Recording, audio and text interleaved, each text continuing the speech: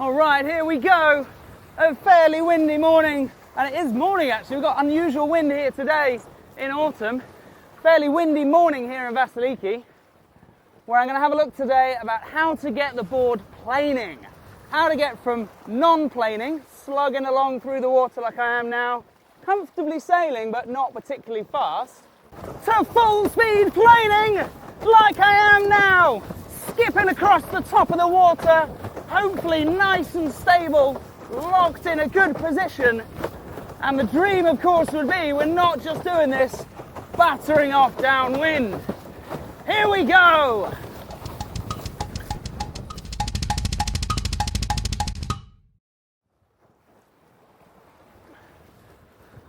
Okay, now I've slowed it down deliberately for a couple of reasons.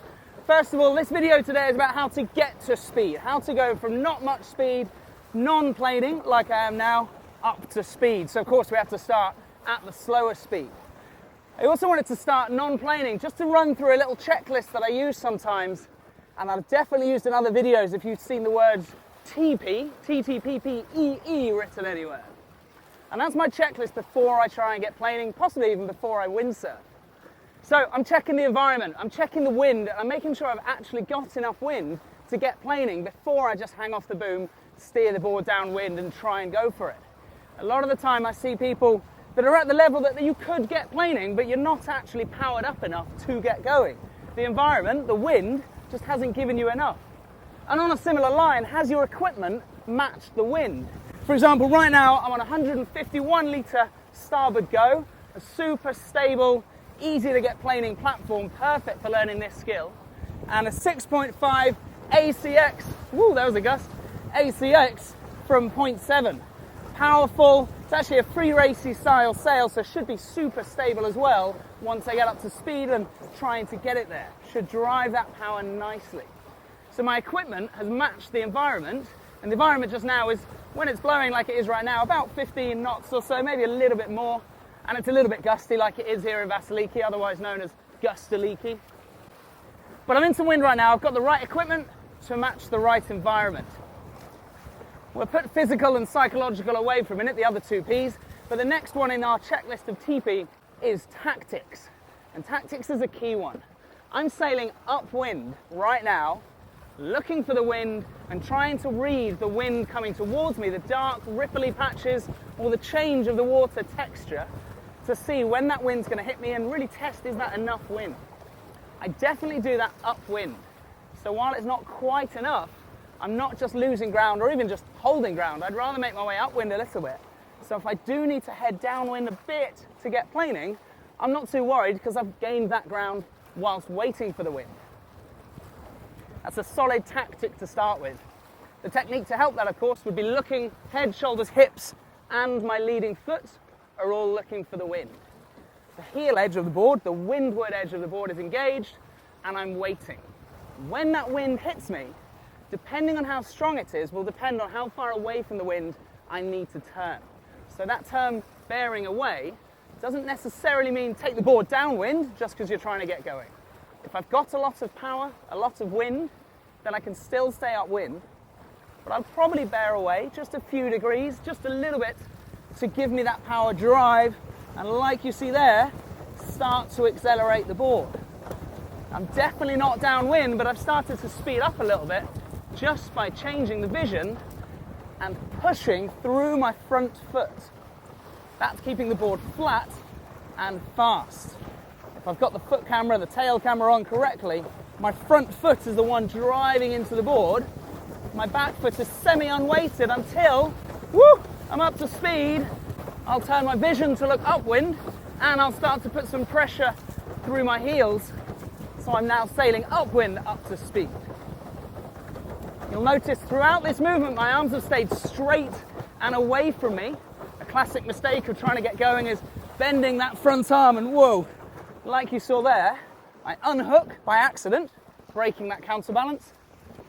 I depower very quickly and I steer into the wind very quickly, none of which most of the time you want. You might want to do that deliberately at a split second, pull that front hand hard. Most of the time, if I'm trying to get going, it's not what I'm looking for. To ensure I've kept the power on, my front hand is all the way back by the harness line. To help keep that power on as well, my front hand is actually pushing the sail forwards and away as I ease in through the backhand. It acts kind of like a pivot on my harness to help sheet that sail in or pull that sail in. The other thing you'll notice is that my whole body is starting to drop down a little bit. My hips are going a little bit lower as I start to move further back on the board. That's changing my stance, but that's really helping to channel the forces of the rig down through the mast and drive the board to accelerate by pulling the sail in with that push, as in that's me pulling the sail in slightly back as I move back, and slightly down both through the harness and possibly even slightly through your front hand too. And if you like to simplify that just into a couple of words, what I'm doing to get planing is dropping and pushing both the front hand and the front foot.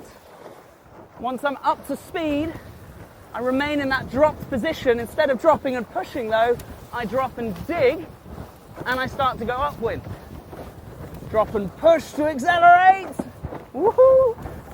Drop and dig, possibly even a moment of depower there, to head back upwind and slow down once again.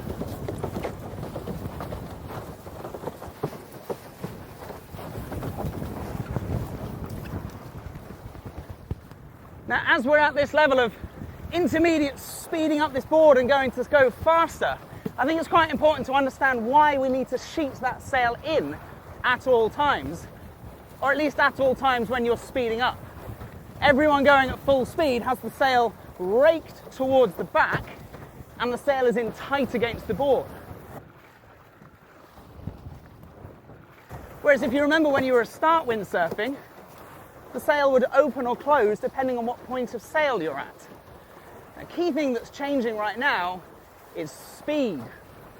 As I go faster, the wind that I feel moves from the true wind position towards the front of the board, almost straight towards the camera right now. And as that happens, I need to trim my sail accordingly to make sure I still have air flowing smoothly across the sail and keeping power on. That's called laminar airflow, by the way. Sheeting that sail in to make the air run smooth is laminar airflow. The sail stayed open and didn't sheet in as I sped up just there. I wouldn't have enough of a pressure difference between one side of the sail and the other. Nothing's happening, it's neutral airflow. Kind of like now, I've got some power, I'm sort of starting to move, but because I haven't pulled that sail in much, the power's just stopping as soon as I speed up. So as it starts to speed up, let me use the harness, give my arms a break a bit, that sail has to be sheeted in through the double action that we just saw, and that keeps me going. The other little bit I think we should understand is why we need to move back on the board. Because as you're learning, you know that if I move back on the board should turn into the wind and stop me. But as we're up to speed, we have to stand on the back of the board. And the reason why is the resistance in the water, the lateral resistance, what's stopping the board just skimming sideways, that's moved backwards too, because the board's no longer in the water. Only the back half or third of the board is actually touching the wetness. So the lateral resistance has also moved back, so I have to move back as a result. If we didn't, and I'm going to try this in just a second, and you guys owe me for this one, if you don't move back when you start to speed up, the board is going to continue to stay flat, fast, sure, but you will not get the board to go across the wind or back upwind. You can't do the drop and dig as hard as you try.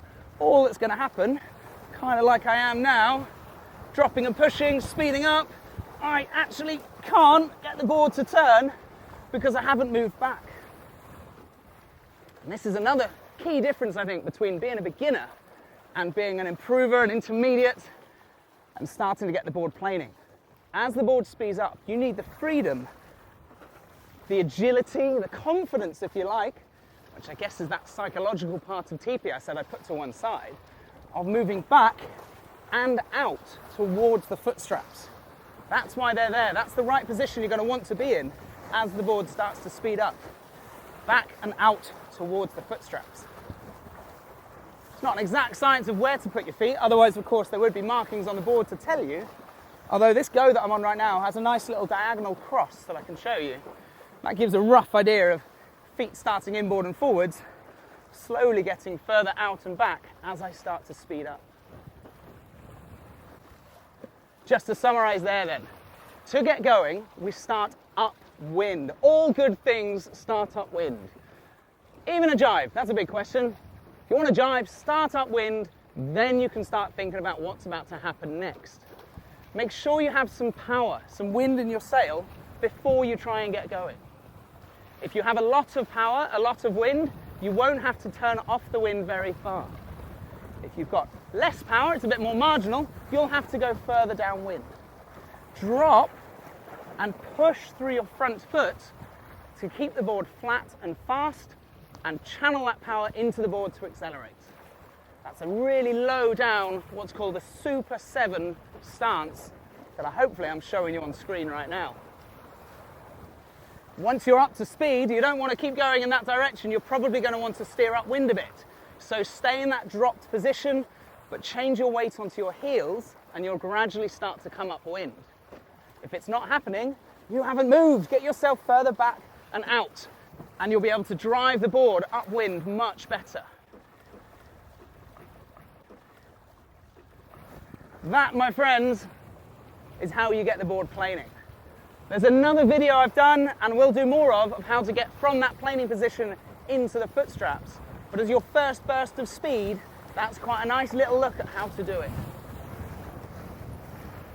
Drop and push, drop and push, drop and dig with a little change of vision. And as it's happening, you'll notice my feet are all the way back and out. And actually, there it is. We can step into the foot straps, the next little benchmark to take you from an average, intermediate cruising, struggling, to a happily cruising along the water with a big smile on your face at full speed with the rest of the crew. Thanks as always for joining me here in Vassiliki. I will see you next time in the water, or possibly if you can, come out here and join me. Don't forget, whack that little subscribe button, share the video around your friends and your windsurf clubs. And if you're really feeling amazing, find me on the Patreon account. You can see linked in the description of this as well. Drop and push, upwind. See you next time.